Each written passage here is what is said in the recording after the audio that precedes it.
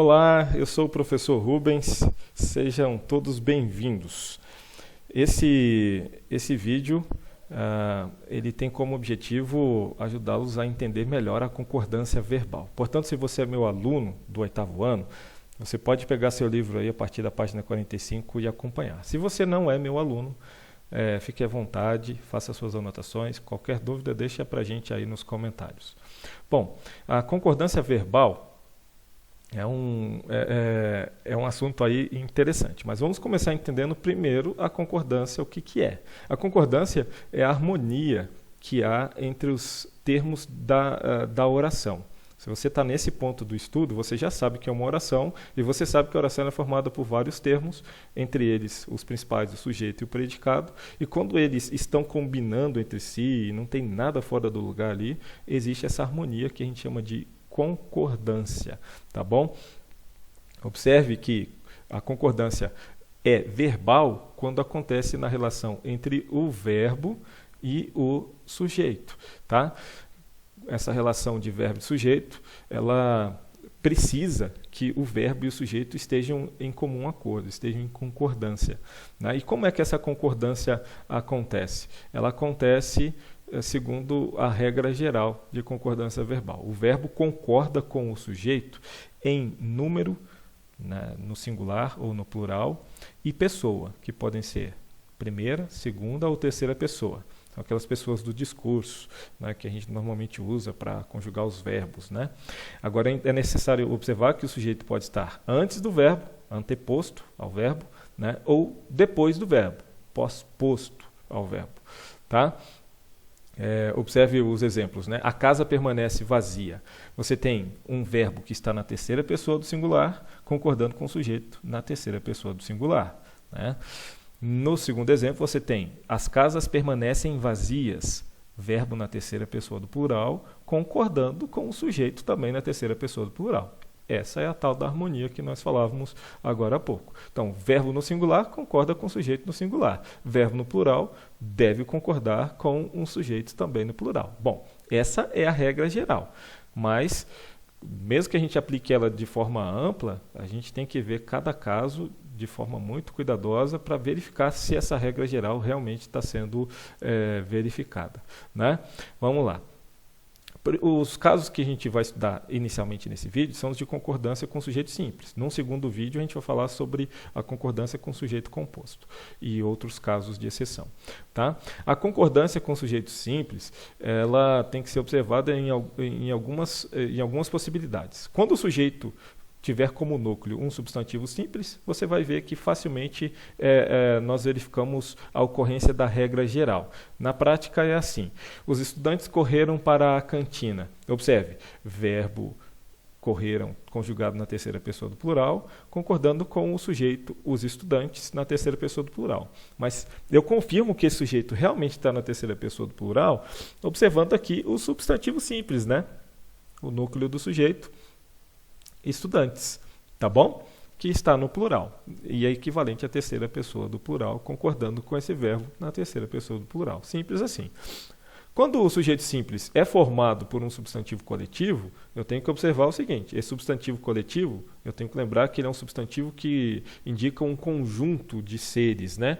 Um conjunto de objetos. Na prática também é a regra geral quem vai ser utilizada nesses casos, mas eu tenho que observar especialmente o núcleo do sujeito, porque o sujeito, nesse caso, vai ser formado por mais de uma palavra, vai ter várias palavras ali. Olha esses dois exemplos, né? O cacho de uvas enfeitava a mesa. Observe que o verbo está na terceira pessoa do singular, concordando com o sujeito de terceira pessoa do singular. Mas eu só tenho certeza que esse sujeito é de terceira pessoa do singular quando eu olho o núcleo do sujeito. O núcleo do sujeito, lembrando, é a palavra mais significativa dentro do sujeito. A gente fala sujeito simples, é porque ele tem um núcleo só. Eu tenho aqui o cacho de uvas, eu tenho mais de uma palavra, mas a palavra núcleo é a palavra cacho, que mesmo sendo um substantivo coletivo, está no singular. Veja que eu posso transformar essa palavra do singular para o plural. Olha aqui, os cachos de uvas enfeitavam a mesa. Agora o verbo apareceu na terceira pessoa do plural. Por quê? Porque ele está concordando com o sujeito que está na terceira pessoa do plural também. Né? Olha lá, os cachos de uvas. Quantos cachos são? Mais de um. Então, se é mais de um, é uma ideia no plural.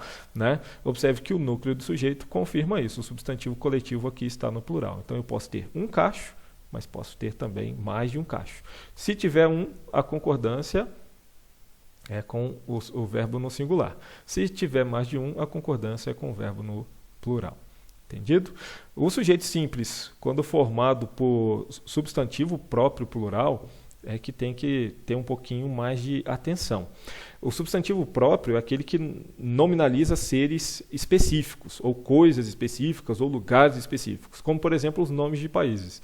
E existem nomes de países que estão no plural, como, por exemplo, o nome dos Estados Unidos. É um nome próprio plural, um substantivo próprio plural. E aí há dois casos aqui que a gente tem que observar.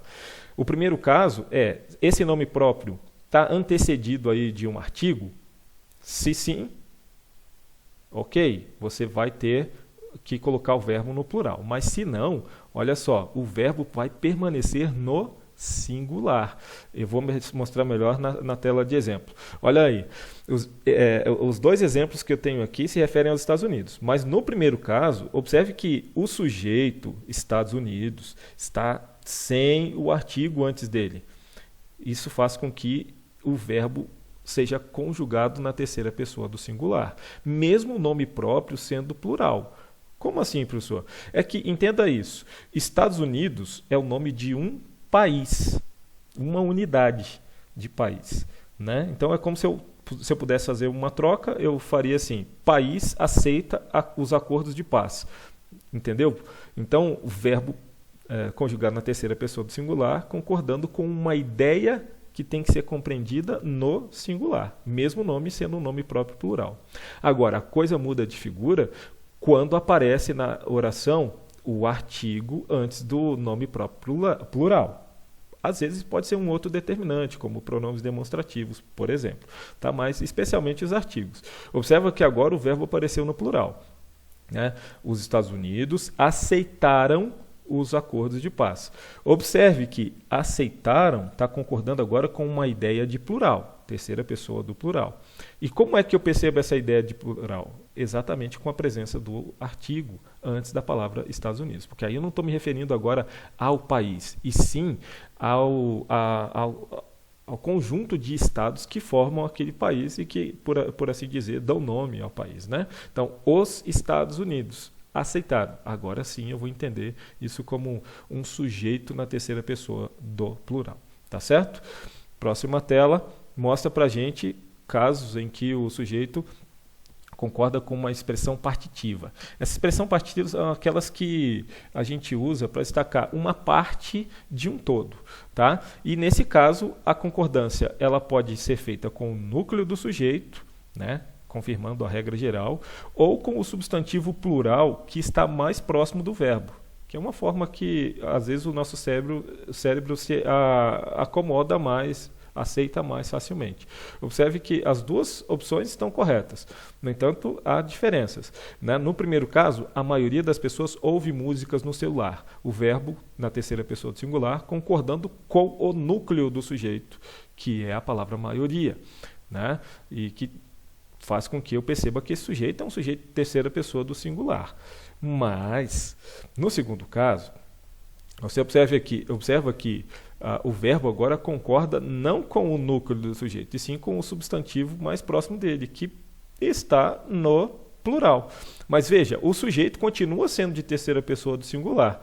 O que muda aqui é o fato de o verbo agora não estar concordando com o núcleo do sujeito, mas sim com o substantivo mais próximo. Na maioria das vezes, o nosso cérebro ele prefere poupar esforços e ele faz a concordância com a palavra que estiver mais próxima dele. Né?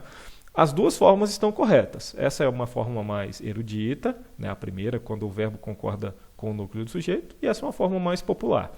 Você pode usar as duas. O que você não pode é misturar as duas formas num texto, por exemplo, que você vai escrever e vai ser avaliado através dele. Isso vai fazer com que você seja prejudicado. Tá bom? Escolha uma das formas e seja feliz.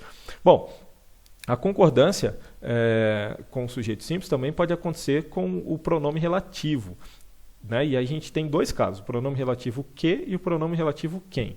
Mas primeiro vamos falar do pronome relativo que. Lembra que pronome relativo, ele tem sempre um antecedente, né? E quando o pronome relativo que ele é utilizado, o verbo vai concordar com o antecedente desse pronome, tá? Observe na tela de exemplo aqui, sou eu que carrego as compras. Tá? Observe que o pronome relativo que, ele funciona como o sujeito da oração que carrega as compras, né? Que é a oração que se junta à primeira oração aqui, sou eu. Observe que o pronome que, esse pronome relativo, ele tem como antecedente o pronome eu. Significa que ele está substituindo o pronome eu nessa segunda oração, para que a gente evite aqueles problemas de coesão, né? Então, observe, o antecedente do pronome que é um pronome de primeira pessoa do singular. Logo, o verbo que vai ser colocado na oração em que o pronome que aparece também tem que ser conjugado na primeira pessoa do singular. Ele concorda com o antecedente do pronome que. Tá? Agora, no caso de o sujeito simples ser formado pelo pronome relativo quem, aí eu vou observar o seguinte, o verbo pode ficar na terceira pessoa do singular, concordando com o próprio pronome, ou ele concorda com o antecedente, como a gente viu no caso anterior, né? Observe aí os dois exemplos. Somos nós quem carrega as compras. Nesse caso, o verbo está conjugado na terceira pessoa do singular e concordando apenas com o pronome relativo em si, que representa a terceira pessoa do singular também, tá certo? E não está concordando com o antecedente desse pronome relativo aí, que é o pronome nós, que é a primeira pessoa do plural. Agora, o segundo caso mostra o seguinte, somos nós quem carregamos as compras. Na prática é a mesma informação, só que agora o verbo concorda na primeira pessoa do plural, porque ele está concordando não com o pronome relativo, que é de terceira pessoa do singular, e sim com o antecedente dele, que é a primeira pessoa do plural. Somos nós quem carregamos as compras. Tá? Se nós separássemos essas duas orações, eu tenho somos nós e nós carregamos as compras. Quando a gente junta, tem que substituir o pronome nós aí pelo pronome relativo quem, né? Então é por isso que a concordância ficou na primeira pessoa do plural, nesse segundo caso aqui. Tá bom? É isso. Chegamos ao final do vídeo. Espero que você tenha gostado. Qualquer coisa, deixa registrado aí nos comentários e a gente se vê no segundo vídeo sobre esse assunto. Até lá, ajudem seus pais em casa e lavem as mãos.